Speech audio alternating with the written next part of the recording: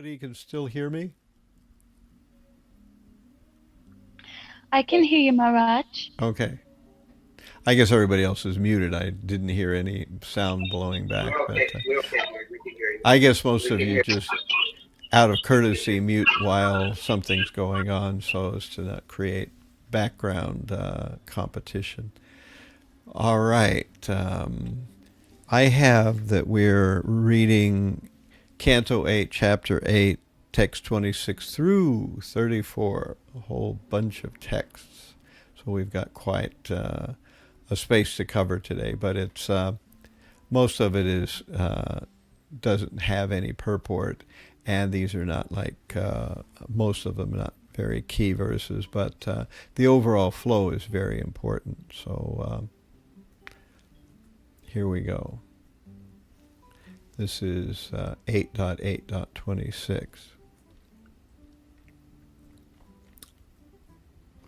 Shankaturya mridanganam vaditranam pritusvanaha devanuganam shastrinam nrityatam gayatam abhut Shankaturya mridanganam vaditranam pritusvanaha devanuganam shastrinam nrityatam gayatam abhut. Shankha, conch shells, turiya, bugles, mridanganam, and of different types of drums. Vaditranam, of musical instruments. Prituhu, very great. Svanaha, sound. Devanuganam, the inhabitants of the upper planets like the Gandharvas and Charnas, who follow the demigods. Sastrinam, as along with their own wives. Nrityatam, engaged in dancing. Gayatam, singing. Abhut, became. And the translation of this verse is, the inhabitants of Gandharvaloka and Charnaloka then took the opportunity to play their musical instruments such as conch shells, bugles, and drums. They began dancing and singing along with their wives. So we'll move on to the next verse because there's no purport here.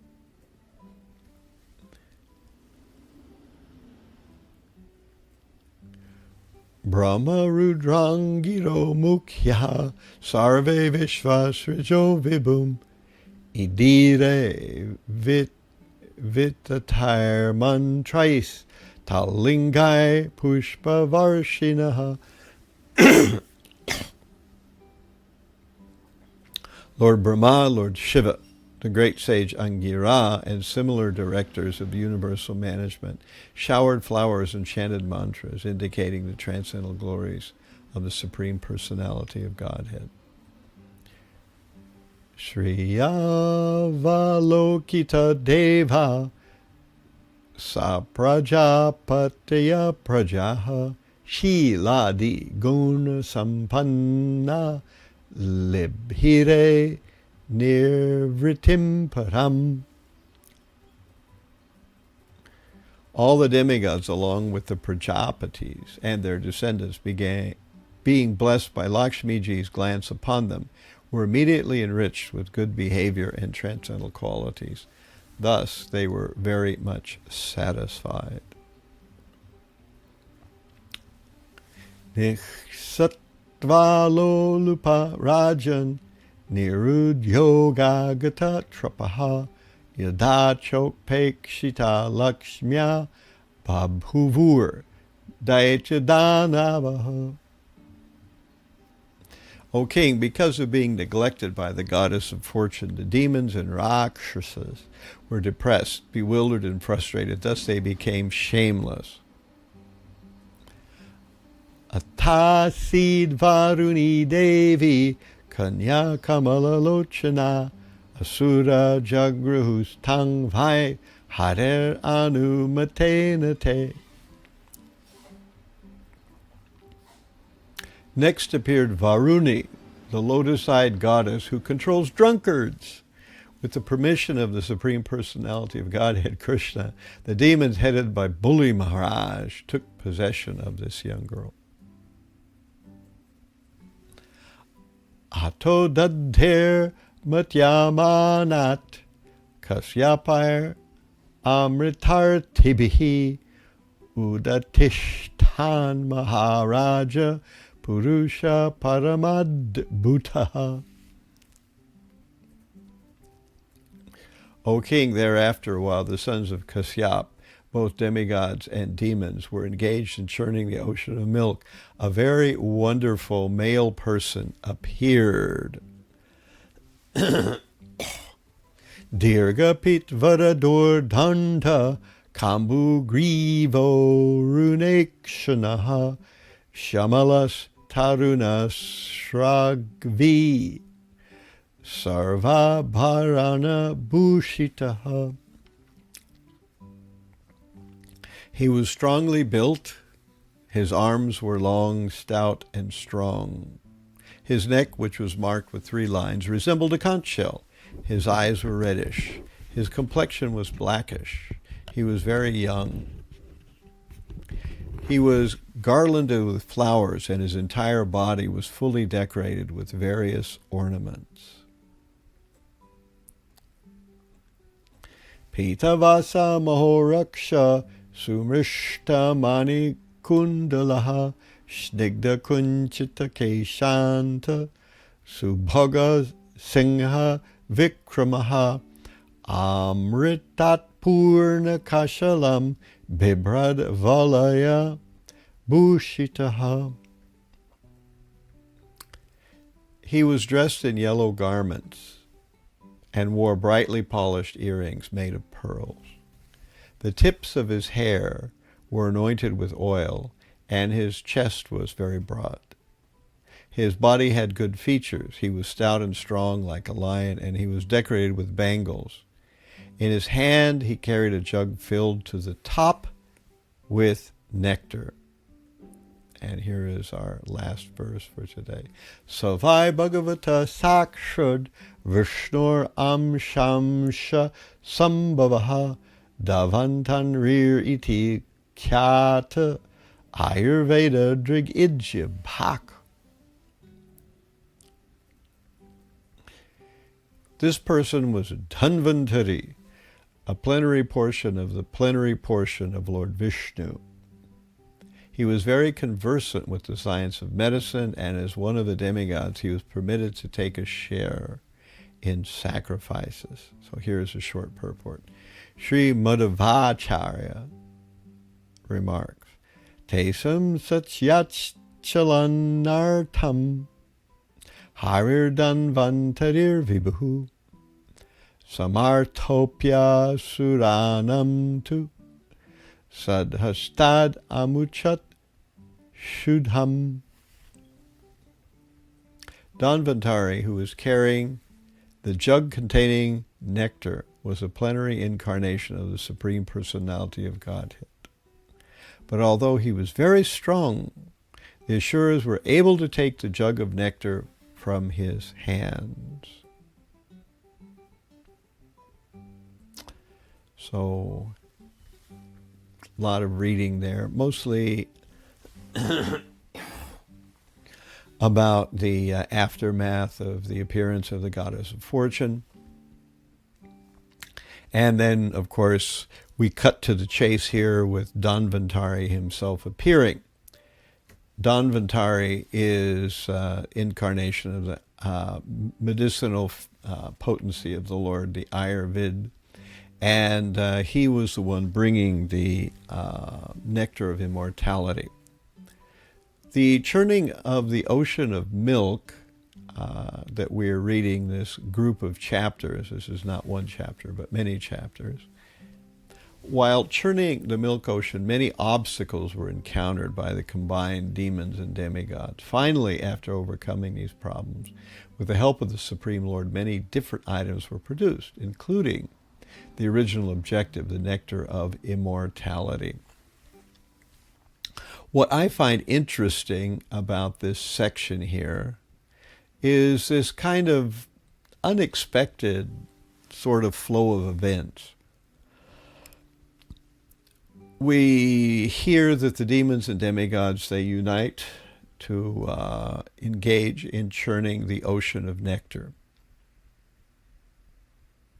or the ocean of milk, rather. And their purpose is to get this nectar of immortality.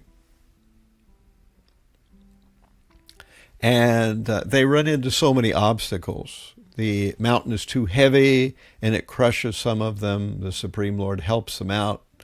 Then they put it in the ocean of milk and try to churn it, but it won't work. The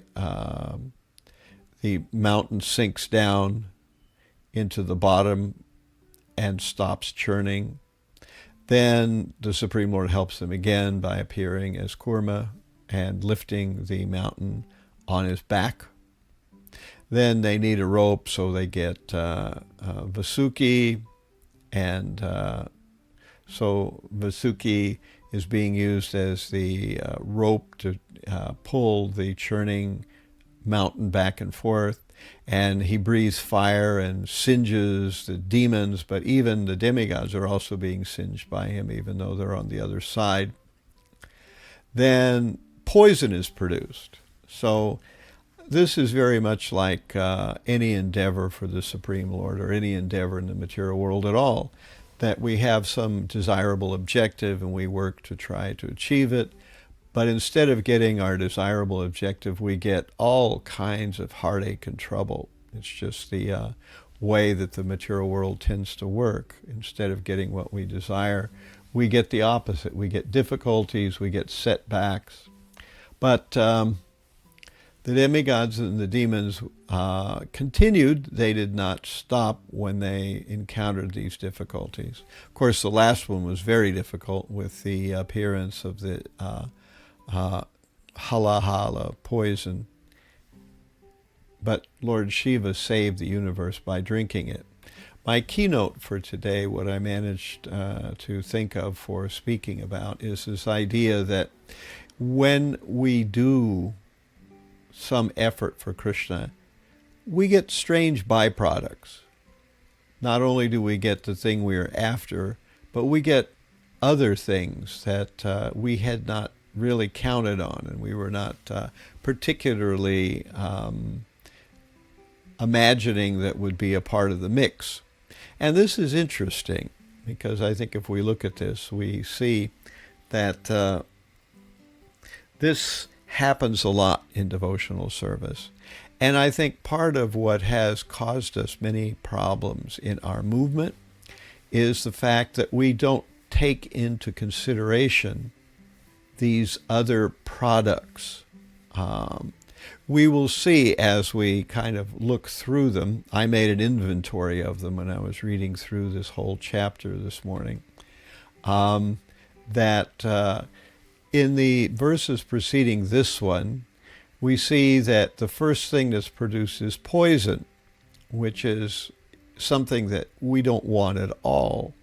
So oftentimes, the first product of engaging in devotional service for a particular effect or result, we get poison. When we first start devotional service to become purified in our heart, we discover that we are hit with a crap storm of all kinds of bad effects.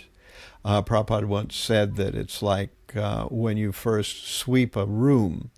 It doesn't look so bad, but once you start sweeping, there's so much dust everywhere.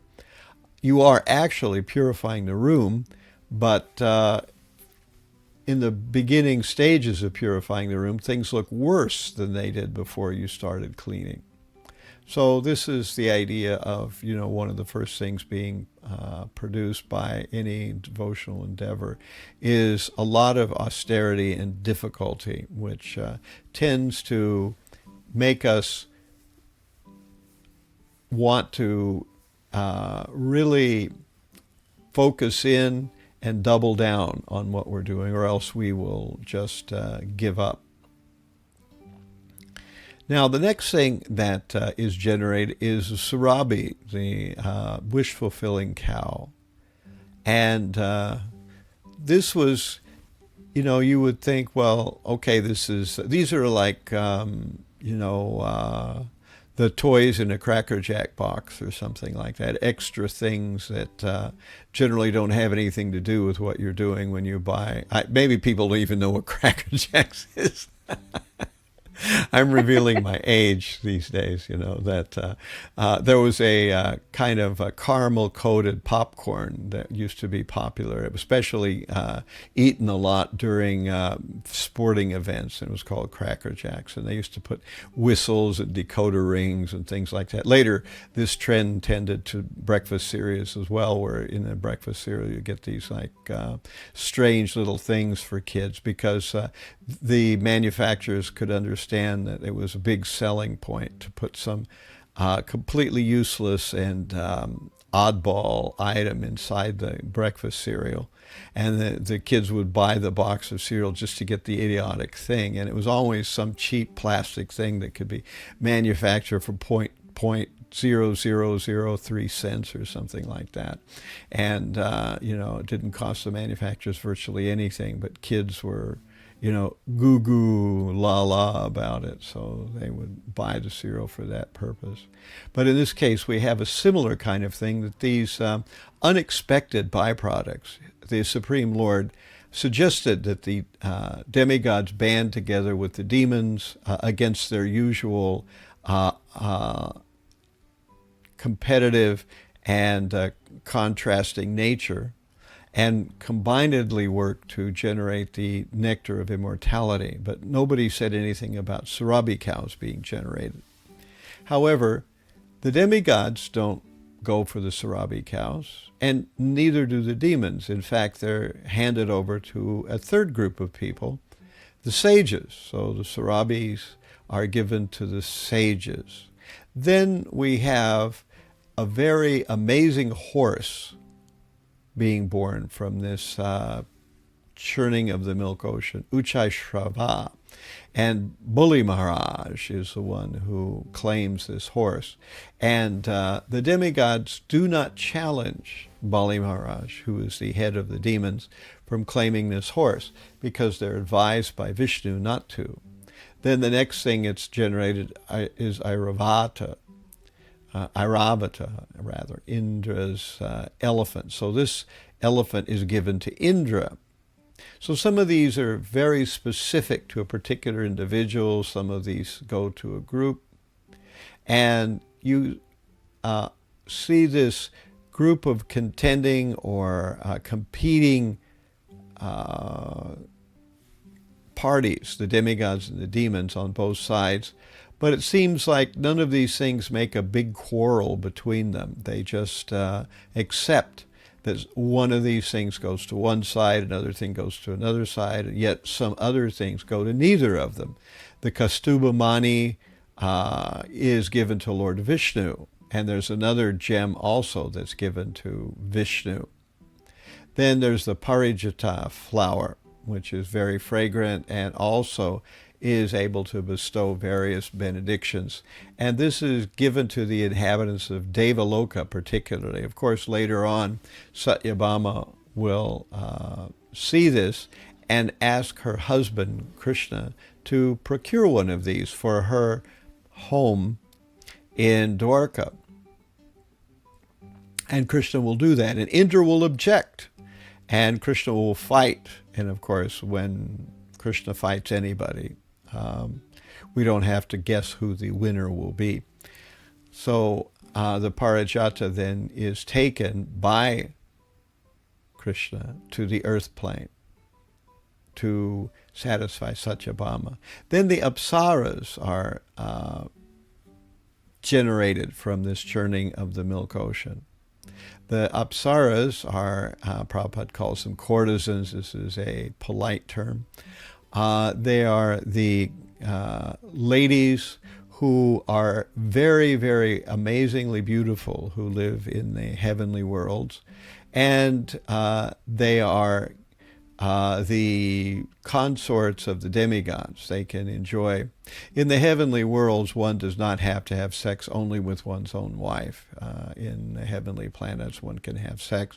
And there is no need for contraception because the ladies do not get pregnant in the heavenly worlds. Only at the very last, when their life is coming to an end. When they're leaving, then they give birth to a child, and then they leave and the child takes their place. So the numbers remain more or less the same. Then, after the Apsaras, there is Lakshmi, which is a big part of the narrative. We read a lot about Lakshmi Devi appearing, and we learn that Lakshmi Devi is the goddess of fortune. And in fact, Prabhupada says in the purports that these 6 opulences mentioned by Parasara Muni, wealth, fame, strength, knowledge, renunciation, and beauty, these 6 items are all bestowed by Lakshmi. She's the one who grants them. So anyone who is wealthy has been benedicted by Lakshmi. Anyone who's beautiful has been benedicted by Lakshmi. Anyone who's popular or famous has been benedicted by Lakshmi. Anyone who's physically strong has been benedicted by Lakshmi. Anyone who's greatly intelligent has been benedicted by Lakshmi. And anyone who is very renounced has been benedicted by Lakshmi. So Lakshmi is kind of the center piece, the primary focus of every material endeavor. Every material endeavor is attempting to procure Lakshmi, but we know that Lakshmi is never separated from Vishnu. So if somebody wants to try to separate Lakshmi from Vishnu, they will get neither Vishnu nor Lakshmi. They will eventually come to ruin. It's the nature of the way things are arranged. You cannot have any of these things without having the Supreme Lord.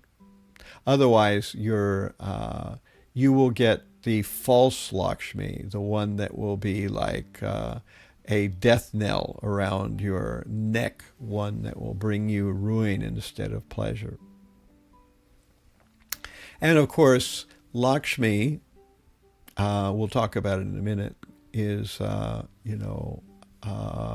inspecting everyone for who she should take as a husband. And she decides that nobody is up to the task, so she decides she wants to remain only with Vishnu, and she gives the flower garland and becomes the bride of Vishnu. Of course, Lakshmi is eternal and Vishnu is eternal. This is one of those appearance of an appearance, and I assume this kind of happens periodically, and even in the material universe. So the demons are left out. We read that today. The demons are not given any favor by Lakshmi, so they become depressed. But instead, Varuni is born, and Varuni is the goddess of the drunkards, and she's the one that helps bring us various kinds of illusions due to intoxication. So the demons are very happy to get her. And then today we see finally 10. We get the thing that everybody was really looking for, the nectar of immortality, which is brought by Dhanvantari. This is why the whole endeavor was being engaged in, and now finally they get it. And it's interesting that it mentions how powerful Dhanvantari is, and yet in the next verse it mentions that the demons took the nectar away from him, as if he couldn't stop them. Of course, this is actually just the plan of the Lord, basically. So here's a little old image of, or painting. We see Varuni and Lakshmi here among the demigods and demons. We see Airavata. We see the Surabi and Uchai-shrava. So these are the various products that were generated by this churning of the milk ocean. And we are not entitled to the fruits of our action. That's the hardest thing to come to terms with. Karmani eva dikaraste na paleshu kadachana ma karma pala hetur bhur ma te sango stvakarmani. So this is Bhagavad Gita chapter 2 verse 47. You have a right to perform your prescribed duty, but you are not entitled to the fruits of action. Never consider yourself the cause of the results of your activity, and never be attached to not doing your duty. This is the hardest mentality to not only hear and understand, but to put into practice. Because as we see in this endeavor, so many things were generated. And though the demigods and the demons were in fact the instrumentalists, they were the ones who were engaging in the activity, they did not and could not, nor should have, claimed all the items that were generated. So I think sometimes we have to be aware of this when we're doing something as devotees, that not everything that occurs as a result of our endeavors is something that we have a right to or that we should ignore. In some cases, we have to figure out who that particular item is really meant for. So I want to leave some time for discussion, so I'll just power through this really quickly here. That when Lakshmi examined everyone, she could see that no one was equal to the Supreme Personality of Godhead. So she could see that some were austere, but they hadn't conquered anger. Some were knowledgeable, but they still had material desires. Sometimes she saw some that were great persons, but yet they were still bound by lust. And she could see some people who were religious people who were not kind. And Prabhupada does a whole lot on this in the purport about religious people who claim to be religious but are actually hard-hearted, like those who have no compassion for animals. And of course, this is quite a common theme in religion. People who are in a high position, or at least thought to have been long-term, deeply involved in religion, yet somehow seem to always have nobody's good at heart for whatever reason. So there are also those who were powerful, but they could not control time. Those who were renounced, but could not overcome the three modes of nature. Those who lived long, but they did not have good behavior. Those who had auspiciousness, but they didn't have a long life. And so she mentions Lord Shiva as having a long, eternal, practically life, and yet he had inauspicious habits like living in a crematorium. This means that Lakshmi, as we know, is usually described with the Sanskrit adjective chanchalam. She's flickering. That great wealth, fame, beauty, knowledge, renunciation, etc. are hard to hold on to. As a matter of fact, mostly people cannot hold on to them. The more that you are outside of the idea of devotional service, the less likely you will be able to hold on to Lakshmi or any of these opulences that Parashara Muni quotes, the 6 great opulences. So the demons, they were morose when Lakshmi neglected them, and they got Varuni instead. So this is the nature of our world. When somebody cannot get what they want, or they can't get it and keep it, it goes away from them, then they take shelter of intoxication. This is one of the main themes that gets employed over and over again in our material world. We'll see countless examples of this everywhere. And of course today, the verses ended up, or they got to the end with the appearance of Dhanvantari, which is the goal that the demigods and demons had sought. And then, of course, we get a cliffhanger here, which will be resolved tomorrow. How does the Supreme Lord deal with the fact that now the demons are in full possession of the nectar, and the demigods will obviously not get a share? All right, so we went over a lot. I always wind up coming up with too much stuff, but any rate, are there any questions anybody has out there, or any further thoughts about any of these items that we discussed today? Hare Krishna Maharaj. Hare Thank you Krishna. for the... So why, I'm going to say the name wrong, why Dhanvantari? Why does he show in no other form of Krishna shows? Mhm. Krishna has kind of an interesting division of labor. You know, he's got a division of labor even though he's one entity. He has different activities that he wants to be carried out by either his pure devotees, or in some cases he does them himself, but he does it in a different form. Dhanvantari is described as being a plenary portion of a plenary portion. So I'm not sure whether this means that he is a full Vishnu Tattva. I think that's what it means, but it's not clear. Generally speaking, Krishna is involved in Leela, and rarely does Krishna do something that has a functional quality to it. That's, kind of a, minor role.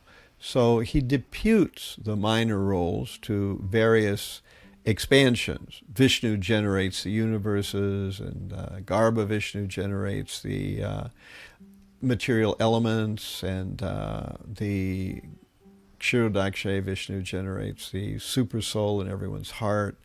And so these other forms are sometimes called functional features of the Supreme Lord. And that's why generally we do not chant functional names. It mentions this in the Harinam Chintamani. One should chant a name of the Supreme Lord which is engaged in Leela, which is higher than chanting the functional names. Of course, chanting any name of the Supreme Lord is still purifying and will still get all kinds of mercy upon you. But if one actually wants to be enveloped in rasa, in the higher relationships, then one must focus on a supreme name which is associated with Krishna in one of his rasa expansions, or what we call Leela avatars. There are 6 kinds of avatars. And Krishna is a Leela avatar. He's not a functional avatar like some of the others. And that's how I'd respond to that question. Okay, thank you.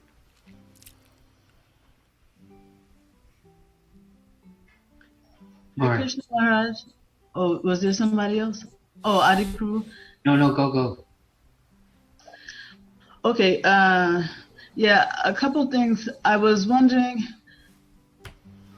how it was decided who would get what, and in particular, the Surabhi cows, we know them to be, I think, wish fulfilling and very auspicious. So, why did nobody want them? It's a good question. Who got? Oh, the sages got them. Yeah, Sages but got why did neither the demons nor the demigods want to hold on to the cow? And like I said, how was it decided who would get what? Yeah. It mentions, if you look closely at the verses, in some cases, when it mentions Uchai Shrava, the horse, that Bali Maharaj was attracted and laid claim to Uchai Shrava.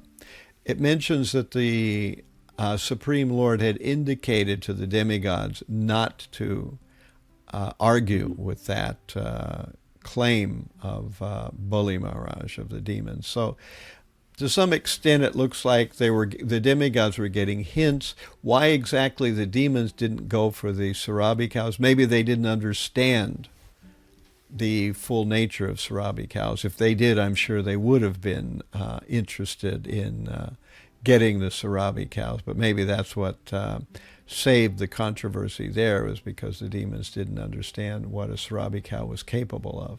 So they were handed over to the sages, which in general sages are always performing yajnas, so they need lots and lots of ghee, they need lots and lots of milk, and a cow like a Sarabi cow is essential for that. And that's why, we see that the Sarabi cow plays strongly in various pastimes in the Bhagavatam.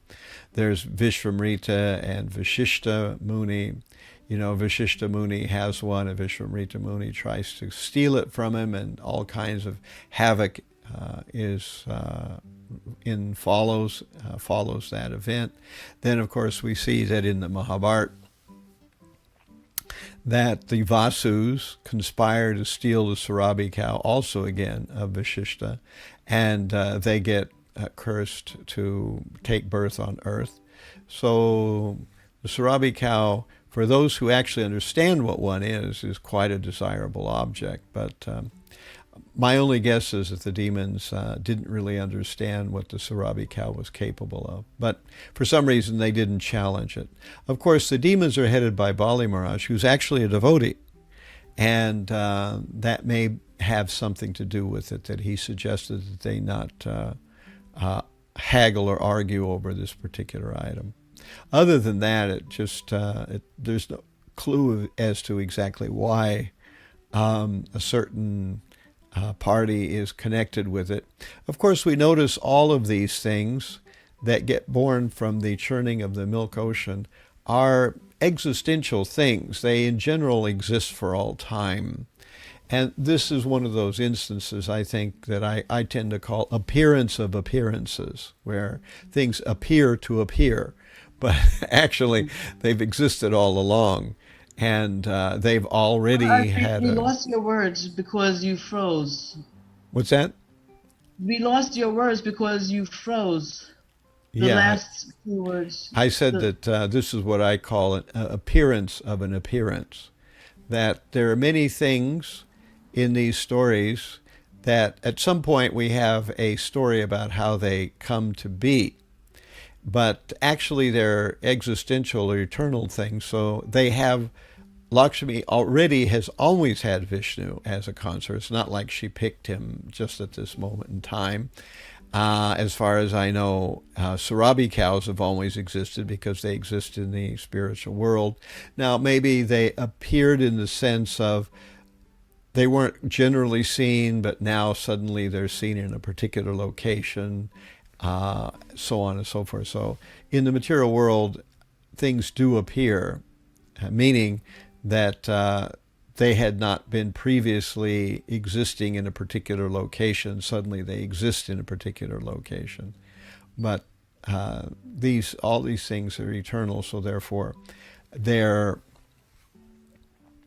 nature, their utility, and the people who generally utilize them and control them are already pre-designated. So that might have had something to do with it as well. Yeah, I was also, thinking how come, I'm sure that the demigods were aware of the value of the Surabi cow, yet they also, Right. But the demigods can do a lot of the same stuff that a Sarabi cow can do to some extent. And again, probably, it's like there are certain articles that are generally understood to be the property of or the main utility of sages. So I think the demigods could understand that this is really intended for the sages. And maybe the Supreme Lord had given them hints that this is who this should go to. But it doesn't mention that specifically in the verses. So you say that, it's not that these things appear, at the time of these leelas, they're eternally existing. So the reason for these kinds of pastimes, can you repeat, what would you say is the reason that, it looks, for example, like Lakshmi is choosing Mukunda at that time when actually, they have an eternal relationship. Right. Why that things appear to be happening, just at that moment when actually the they're existing eternally? I think partly it has to do with, in the spiritual world, everything is eternal, but in the material world, things come and go. They sometimes appear and sometimes disappear. In the material world also, and in the spiritual world, there's also appearances of appearances. But in the spiritual world, since nothing ever disappears, these are truly just a pastime so that the Supreme Lord can enjoy the appearance of something. Appearances are fun. So for a minute, people's minds are blanked out that something has existed for all time, and then it appears to appear. And then everyone goes, wow, new thing. But actually, it's not new at all. At any rate, that's all I have to really say about the matter. And we're at 8, so I know that they keep a tight schedule here, and they're going to blow the conch any moment now, unless Yes. they're... Thank you so much, Maharaj. Thank you very much for your answers. Jayo. Thank you all very much for a lively back and forth. It's always nice when people ask questions.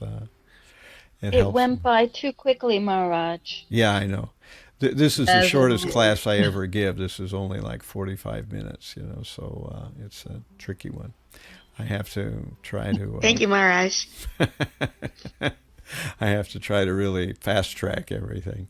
So, all glories to the devotees there at the Bhakti Center. We're coming up on John Mastami soon, so ooh.